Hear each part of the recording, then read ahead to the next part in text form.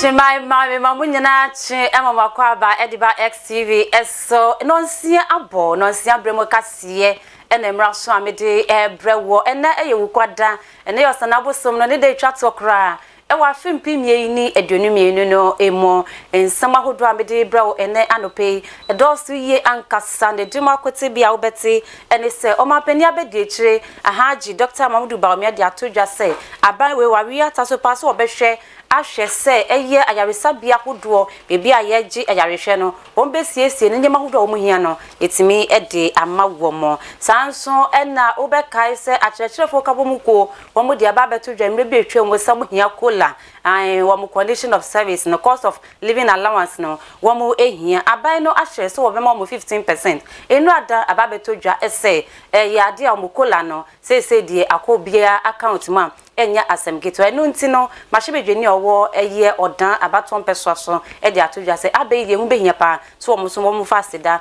infama aban ne sanse waye bipa na okopie mo ewo penipa wono ene da Chamber of Telecommunication anno eye openi Kenneth Ashigbe wono so de atodwa se fiti na wotwe ya eko wona wo register wo sim ne ye no se wo sha se wo ye ko a eyade a wo mbehwe se wo ko no enko true se na be ya ebetumi aye ne ntemaboa na wo so etimi akwa register osim no nsem bi kan we hu na mede bro se anopa no sia kase e wo XTV eso oba pa me visa kwesi ate enmidin afeji bre na me fa kase boedie wo mu ankasa enfama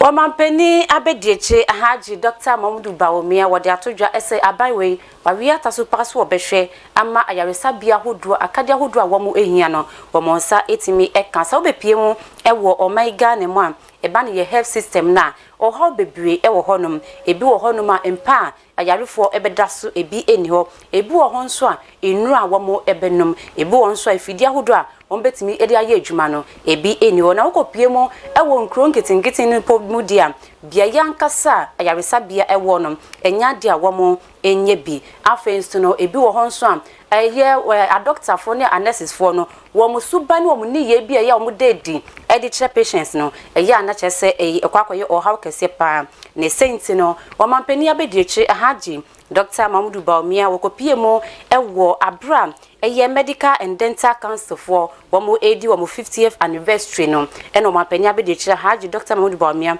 edi atodwa se abanwe wabone homodin edi sikabotri eye $50 million edi akwakohye eye eresabia hodo ne mo se na be ya mfidi ahodo ni be ya hodo a womu ni eresabia nso no wombetimi edi esie na apomudi mapanso etimi akonkan edi amagana fo nyina. I'm happy to inform you that government, through the Ministry of Health, in June 2020 approved a proposal to the World Bank for regulatory health system strengthening support for quality assurance of healthcare through funding selected priority policy activities of the Medical and Dental Council, the Pharmacy Council, and the Allied Health Professions Council. This facility from the World Bank was to the tune of $15.2 million, and that funding support will be the single largest investment in medical professional regulation since independence. I'm happy to inform you that government, through the Ministry of Health, na enwechi ahaji Dr. Mamudu Bawumia esanso abo eye mpanifo no cancer no wabo mu abaso papa esane se wanya ntie se a doctor fo no ya nurses fo bi womuni ye no musube bi omuda nedi edi che patient ayarefo no eye ade mpanifo mu da cancer na no omakasa etenase eso sa ho ni nyina no enti wabo mu abaso mu akasa etimi aye etu anamo bia etisa. We are happy that the council is defining clear boundaries so that the various categories of practitioners know the limits to their practice in the interest of patient safety and well-being. We commend the Council for being proactive in these matters, and I understand that some policy documents on the specialist register, practitioner stamp, name tag, and appropriate professional apparel, as well as scope of practice for physicians' assistants were recently launched to address some na of just o man pani abedi chire haji Dr. Mamudu Bawumia ene wakasa na ono kasa wie pepepe dwemtreni adima medical and dental council Professor Paul Kwame Nyame wono so edi atodwa se coronavirus ibaye no ababepa ye huntuma papa sanse ewo mranu no doctor ni bia anapose yarefo bia ewo se ni doctor eye ba ko na so coronavirus ibaye no ma ye hu se doctor for ye wo ewo man mo no endorse bia ye hudo ibetimi eje yarehwe so no eyade a ye ni bi kura kwa nti coronavirus die ababepa ye huntuma papa se wo man ya chese eba na pomodin bia ye ni dia ye mbo ye humodin. The COVID pandemic, which began in 2019, has clearly shown the inextricable link between health and the economic fortunes of individuals and nations. It has resulted in this serious fraction and decimation of the health manpower of some developed countries. They have embarked on covert strategies to poach health workers from developing nations. Our health workforce, as we have experienced in the past, could be threatened. We'll be well advised to increase the number of doctors and dentists we train. Yensa kasiye no so ne yefa won kopie mo ewo nsamfo from mo afi we yie mo be ye bosun ba kon ekomienu ni enna ebeto dwasa chechefo kabomuku maako nan wo mabom homodin e de nsem bia ba beto dwa ese cost of living allowance 20% wo mo je no ewo aban ni ho wo mo tietia wo mo anko school ma akwa kire nkola na de eye na wotwe bebre ekobie chi no aban ni wo mo etena se eye hwehwe e de to dwa ese wo be ma wo mo eye wo cost of living allowance no kola no wo be ma wo mo eye 15% wo mo agitu mo na wo hye wo mo bo ese kita won sabosum no mo eye ade a obia ebetimi enye na ketua ewo na account mo en na wotwe wie ye e na ba beto dwa ese ampania pa eye ade a yetimi asane sika no de ama obi biara enti achechefo kabomu ko ezedie atadwe wo mawe ati de nepa na semi beto dwane kamia se obi biara enka ho ase mache bedwene edima adichi omowo odan abato impeso so pie mantemo enyonyam ni Alexander Akwesi Akwa wono so ede aba beto dwate se na chechefo no wo mu ye dede na labor union fo so eka wo mo ho eye dede saa ansanam ene de wo mu kola no etimi aba no kwan mo fa so ye dede ansa na ban no etiye no wo mo fa saa kwan no so no mo fa eye asida pesie pa emfa magana ban se ko na enye yi a wo mo kan se ye nso a wo mo kan no bibia nso NTV adwumayefo o controller ne de oda no nyina no so se abasobode because ka ya approve na finance make it available na eba bedile enche na amanfo anu dem enti we no bigidi se enkazabre was say labor unions no start church ro nkrata e de bo aban abaso se ama nka ye pressure beba aban se ba yem aban abaso o se was say yesua se aban ye bibia ye bo na abaso se le be ya oye na anye ye ya na ye ka yetimenya ahoden aka na we no ya no say normal ade aban aka ne ade but we know the times in which we are yenumbra wum na se sabri no aban atimi ama sa sikeya but kwame hwesika aban atuo for kola 485 million Ghana cedis it is ye kase was say ye bibia ye be ye na yetimi reduce your wage budget your public sector wage budget na yetimi encouraging crowd mo call into private sector the patchy this 485 million ye aketua na nkaso we ye de shamohomunva look how much it is that's the way according to some private investment mu ebeboa me dollar semi akofom ne adinti no we no is good we are discussing these things because it brings to the fore the need for us to all appreciate the fact to say aban anamotu awotu say ebetimi ama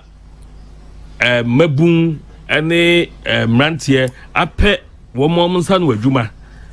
aside yembo kola yembo ayi tai enkope aban adwuma yenye bia yesi for more unemployment graduate graduate unemployment association and the keka unti no me expect say labor union no wo mu fiase mu aban ba so fine ya akwa ya no starting church krata but I expect to say aban ti me this one abaga Sanda akwesi akwa wono ya mashebedwene ya di madihye mo odan abaton peso so sankomo twetwen ekoso ewo PSFM kokoko dwumedie so na wo mo editudwa ya monitor yenso ye di bi mawo na osofo be di kira wono na ehwe humesua ho nsem so Reverend Fodwo wono so edi atodwa odi ato suampo ahodo mo panifo mo da wano ne achechefo no enim ese mo bom humodin na esukufo a wo mo esuade e wo honom no yenkira wo mo yembo mo humodin se achede anyankopon edi adum wo mo no wo mo dan ne nyina edi na ntimi bua na nkonkoma ne se obi bewie university afedie onam kroma wo pedwuma aya wo nye edwuma won bua wo mo se na be ye won bewie no na ye se wo makasa enye edwuma wo ma sha ase a wo mo eskase eto ansem so ediamo Wasafo abediche ono no hwe suku hu sensem so Reverend Tim Fodwo editudwa ewo Achim State University College for one congregation etoso mienu ewo Achim Asene sesese no yehwe nhwehwemu a ababetudwa efi amaman a ekire se ebedu mribi no semabunu bia ensuade eye abafu mfidi a ebeye dene se obetimi akonanim na wei anonam so ede efutu amamabunu a womo Achim ene ne mpatem se womo hwe se womo besuade na womo de abafu mfidi ya bei aka wona de sua ho se ne be momatunpon na wona tu kwan akomiamia bebre Director of Tertiary ewo asoye ehwe adesua so na nabafo ewua ene de sansemi atudwa edema osoafo abedichira ono no hwe adesua so. I wish to urge the management of the Achim State College to continue to introduce 21st century learning programs that will be relevant for the contemporary world. This is because research has also shown that in the next 20 years, 65% of the jobs currently available will be automated and will no longer be available on the job market, particularly for the children who are currently in primary schools. The World Economic Forum has also given indication that of top 10 emerging jobs, which are principally centered around artificial intelligence, robotics, mechatronics, ICT, biomedical engineering, among others, as opposed to 10 declining jobs, which will soon be obsolete. Principal wa Achim State University College, Professor Dominic Amuzu, enso de futuo ema mabunu. Learning facilities. Our major challenge facing private university, which is on the admission of students. As the government of Ghana Tertiary Education Commission has not yet put a cap on the number of students to be enrolled in public universities, they admit virtually all students. Some public universities are even admitting failures from senior high schools to pursue certificate programs. They continue to pursue diploma courses, and these students are given an opportunity to undertake the first degree program. Also, many of the public universities run regular programs. They also run every program, weekend, distance, sandwich, and even online program. Where do we stand as a private university? Wasafo abediche ono no hwe suku hu sensem so Reverend Tim Fodwo yemfre nhumesua ana yen to akase no so emfama se wo kai se nansenya asoye no na hwe nkitahudie hu nsem so omo de aba betodwa se yesim na ewo se ye register no se die omo edi app bia ba application bia eno de uti ofie wo hwe wo dem kora na wo betimi register nyafe eno kwa dan lai bi mo na ye beka se kobra sa a ebe ha adwen na enum no eno so ese u download this app na eyade a obetua eye 5 Ghana cedis asanampo yetimi a register edi amount ne app no na wotwe ya ena ehya ase omo kan no se eye busuma ye beremu ena ebe hya ase eno nti Ghana fo insentwefo ye boya homodin ekokrom bisa eye Ghana fo bi ese sa app yi omo nim hu bia na ebi kura kyerem se debi sa app yi kura omo nti hu asem boda na omo nim kura bo se bibi wo hokura po a etisa obetimi atena wo demo a register osim no na enu echi openia wo no ene CEO edi ma Chamber of Telecommunication eye Dr. Kenneth Ashigbe wono so edi atodwa wo akeka wa church nsemu edi afasa ampi ehun. The point at which you make the payment for the app should be deferred till the point where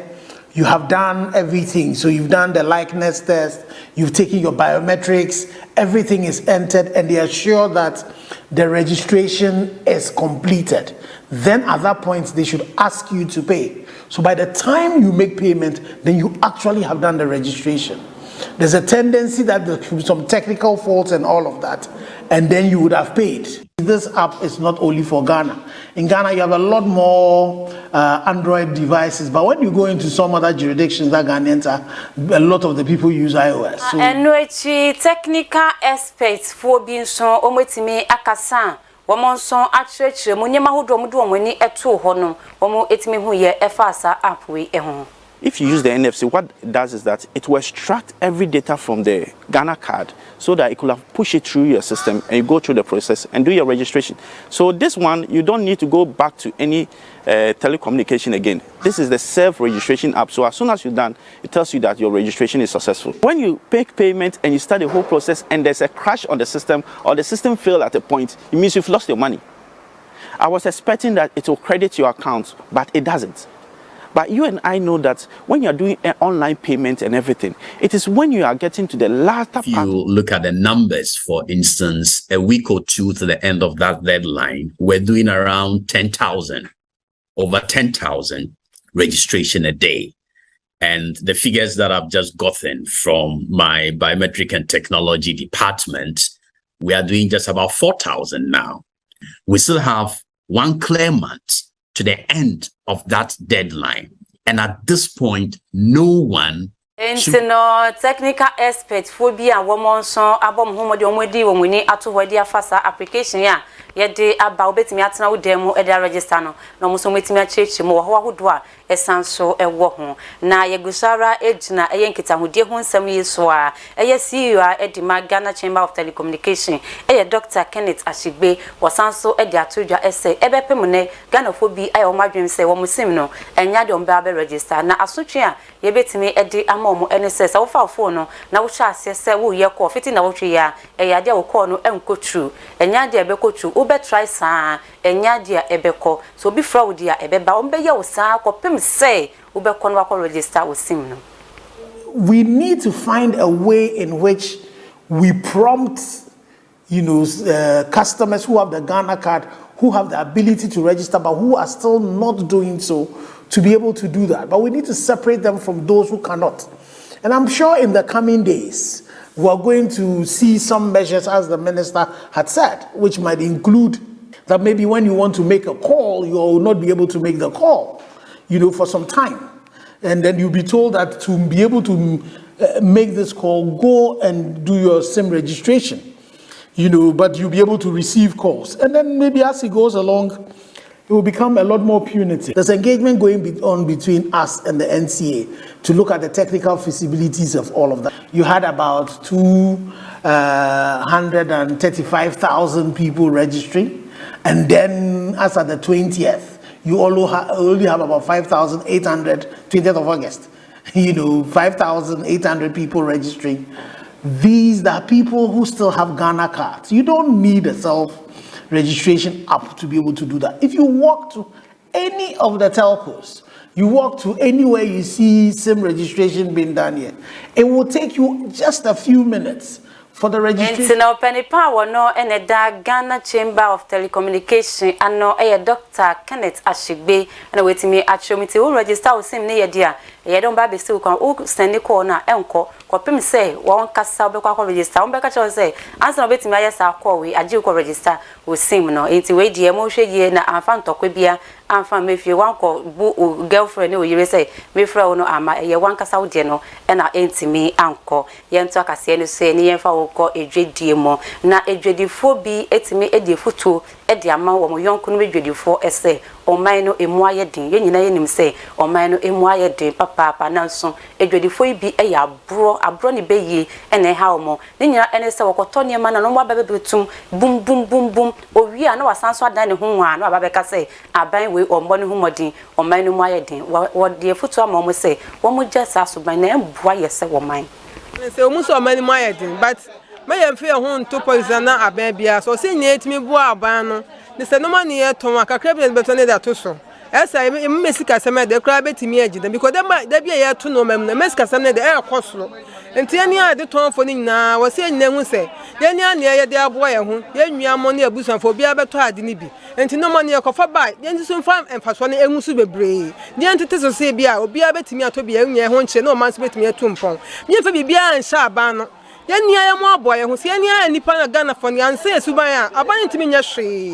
se ye ni wo oman mu no awase etimi de san ye ho ye adwen ni etimi bo abraba pa betimi aso enya mo man etimi atu se o mu so oman mu ayedin but me ye mfe ho nto poison na aban bia so se ni etimi bo aban no nti we die edwedifo no mo asoma mo bom ho modina mo fanya adwuma san se ye nyina ye wabusuafo ye wanu ye wona fofo a omoto ade na sa wo pese wo nkwa onya faso bum nti okoto ade na waba be ye ne triple dia ebe ha adwen ebe kan wabusu ebe kan wona fofo ebe kan oman no wankasa krapo ebe kan nti no yenhwe ne yenye bibi emfamfa ho mejira ne nsimisine na no peka se ba wode ma no me fe ne nyina mfesi asedan confirm o sa wonya bre ene adaje na o hwe XTV anopa no nsia kase o me live e wo Facebook e XTV GH mesra o hwe no na wo like na wo comment na wo share mafofo nso sa etimi asobeso anopa me fa asedan fama chichi beauty parlor sebra no won siesie wo ho kama emfama oti o more na wo nan no obeni nyina kama imane mema wo yeni nyina bi e wo ho no sanso makeup na wo pe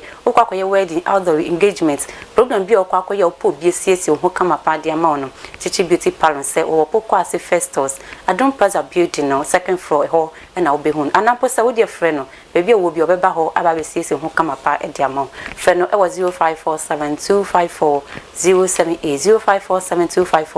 0547254078 Samsung and Ayet Christian so sebra non pa matade kama pa mfan show se wo ko program na obeye center of attraction ejina se na obesisi ho se na obehye watade de obepa made ama no eno ena obi abetwa ne edi ahwe Ayet Christian kwa ena obetimi ayesa ne menyina edi amawo wasi program bia wo ko bia ne ho atade owo bia wode bemo bebi owo bia wo de fa ne ma ne send ne keke obepam no kama no was ono so dia send o pesa wo sua de pam fashion designer pesa wo so ye fashion designer da chia momade na bra wo be cheche wo nyina frɛ no e was 0242389851 0242389851 memfa sedam fama eye DJYX wono ene jina camera na chima me na sa kopie mu e wo MC a ho nso de twa me tu mu eye low abra Bismarck nso eta na chi set producers no e na nadwa sapoma na fence no opening samitu ga me amekenkan de ma wo eye oba pa Mavis akosia ateme sorry so magudie mo nsem dia opeti dia opahwe no me nua be microphone ata Mr. Mwat why crowd papa wodi e bro itimo fidie no enda he ya me do ase emomo ene hwe